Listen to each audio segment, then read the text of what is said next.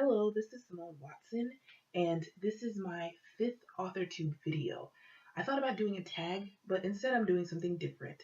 Today I want to talk about pantsing, or possibly plantsing, okay? So if you guys know, in terminology of novel writing, you have plotters or planners, people that plan out their novel before they write. You have pantsers, which are people who fly by the seat of their pants, and you have plantsers, which is maybe a newer term for people that do something in between. I think I'm a plantser, but a lot of things about my technique do lend themselves to the pantser philosophy. So I thought, if you want to pants, I'm going to give you some tips. Some people think that if you pants, you can't possibly end up with a good story or salvageable story. I don't want to say that they think you can't possibly, but that it's like very unlikely. But if you use these tips, it could help you end up with something usable, with a usable first draft. Okay? So first of all, you have to find an idea in order to pants. So some people might be like, where am I going to find an idea? Now, I have a couple of ways to find ideas. First of all, I think you should keep a list of ideas.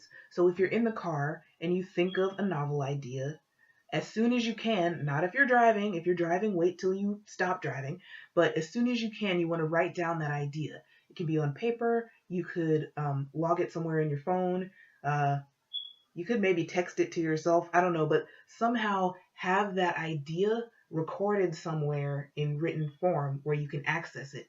That way you'll have a list of ideas, and then when you need to write a new novel, you can just look at the list and see which one appeals to you the most. The other question is how to have an idea in general. If you have a list but it's empty, or I guess that's not a list if it's empty, how do you come up with ideas in general? The main thing your idea has to have is conflict. You can't have a novel without conflict. This would be a story without conflict. Once upon a time, there was a frog. The end. See how boring that was? There was no conflict. Okay, so we don't want to start our novel and not have a conflict in mind. Or you could start it and do the first couple paragraphs or the first couple pages, but eventually a conflict has to arise. So I would recommend having a conflict in your original idea.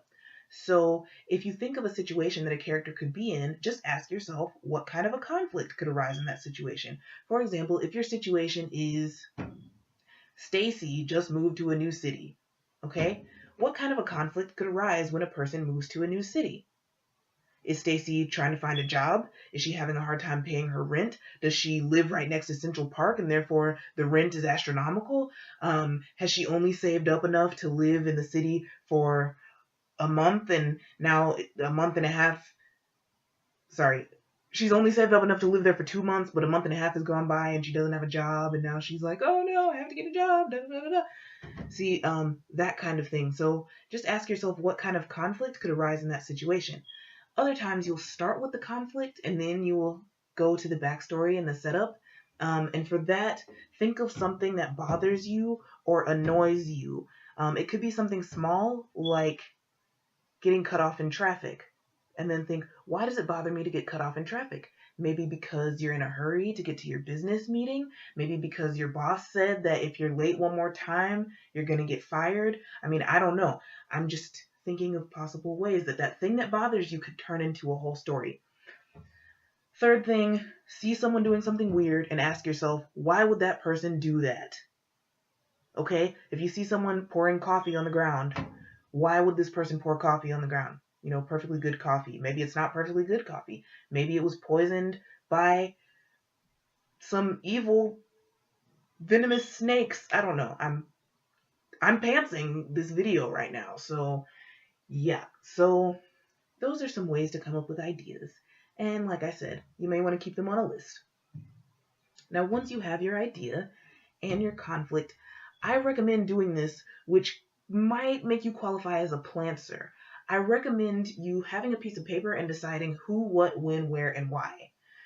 Some of these you don't really need. Like, you don't really need a where specifically. It doesn't have to take place in Chicago, but you might want to think, is it urban? Is it a rural setting, etc., etc.? So the where doesn't have to be so specific.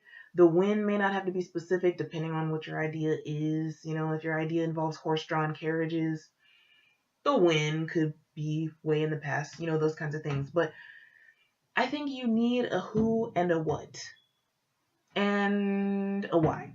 So you need a who and a what and a why. Main character, what is going to happen, which is mainly your conflict, and why. So you may want to write these down. If you don't want to write these down, it's okay. You can have them in your head, but you just want your story to be moved somewhere. Okay? Another tip is, this is a tip that I'm borrowing from screenwriting. Screenwriting and novel writing are very different in a lot of ways because when you're screenwriting, you have a limited amount of space, very limited amount of space to tell the story, and you don't really describe, you describe things, but only like minimally. Okay, so there's definitely, I could make a whole video about the similarities and differences, but basically in screenwriting, there are a lot more rules, I would think, or there are a lot of rules, and there's a whole structure that you're supposed to follow in screenwriting. I'm not going to go through all of the points of the structure right now, but at the beginning, you have a setup and you have an inciting incident. Setup means where are we, who's the person and who's our main character, etc., etc. Well, protagonist, we call it in screenwriting. So setup is like, okay, where's the story, whatever, whatever. Inciting incident is the one thing that happens that causes the rest of the story to happen. Usually the inciting incident is the beginning conflict. And then once the inciting incident happens, the character has to have a goal based on the inciting incident. For example, if you're watching Finding Nemo, okay, the setup is we know that we're in the ocean. We know that some stuff happened before Nemo got lost. But Nemo getting lost is the inciting incident because it causes the rest of the story to happen and it causes Marlin to make the goal. Oh, am I spoiling the movie? Well, you probably have seen it by now. It causes Marlin to make the goal to find Nemo. Okay, that's the inciting incident, causes him to make that goal. Now, we're going to skip the middle of the screenplay for right now, but at the end of a screenplay, you have this. You have a midpoint and a resolution. Okay? The midpoint is the point in the story when it seems like all hope is lost. It seems like your character is not going to find Nemo, is not going to, I don't know, whatever other the character's goal, you know, character is not going to get the girl or get the guy or etc., etc. That's the midpoint. Okay? Now, in Finding Nemo, since we're already talking about Finding Nemo, the midpoint was that part where I'm trying to think of what happened. Something like it seemed like Marlin and Nemo were never going to find each other. Like Marlin had gone to the dentist office and he couldn't find Nemo. Something like that. And it was like, oh no, they're not going to find each other. We're so sad. But then the resolution happened. You don't really, I don't know if you have to do this in a novel. If you have to have the moment where it feels like all hope is lost. That may not really be a rule, but it might help you if it's something that you are interested in, okay? And then resolution, of course, is the end. How are things going to turn out in the end? Doesn't always have to be a happy ending, but it has to be an ending, okay? So those are some things you can borrow from screenwriting to help you with your novel. And let me think. There was another tip. Oh, here's a tip if you're pantsing, okay? You have a conflict, try to raise the stakes or try to create more conflict. And I would think scene-specific conflict can be very useful. If you have two characters that are talking, but you can have them disagree on something, that will give you some scene-specific conflict and it'll help you to move the story along a little bit. It might help you with the characterization. And characterization for me is one of the most helpful things to pants because I feel like once I have a good idea of how my characters are, I can put them in a situation and let them react. Of course, their characters, they're fictional. So in a way, like I control what they do, but what I feel like is, okay, I know how this character would react to this situation, and therefore it could be something that I've pantsed, like, oh, I need to write the scene where blah, and I didn't know how the scene was going to end, but because the characters have reacted a certain way, that's where it is. And so with my first novel, which sometimes I call July novel, sometimes I call it Red Letter Law, that's the name of it, I had a scene where there was a character that I thought was going to react a certain way. I thought that she wasn't going to cry. And then I put myself in like her headspace and I cried. And I was like, oh gosh, she's gonna cry. So that was an example of something where, because of the characterization, I was able to know how this character, or imagine how this character was gonna react, and that helped. So yeah, if you have any questions, I could definitely try to think of more tips for pantsing or planting later on. Oh, one more thing. Some stories might actually need planning, but you'll probably know that after you write some. If you write some and you're like, I have no idea what to do next, you might need to plan that. Or you might need to sit it on the back burner for 2 days, wait until like something happens and randomly that inspires you. I don't know, you see your dog chasing some fireflies. Do dogs chase fireflies? I don't know. And that inspires you. That's like, oh, light bulb, the character's dog needs to go and chase some fireflies, and that's going to cause the rest of the story. I don't know.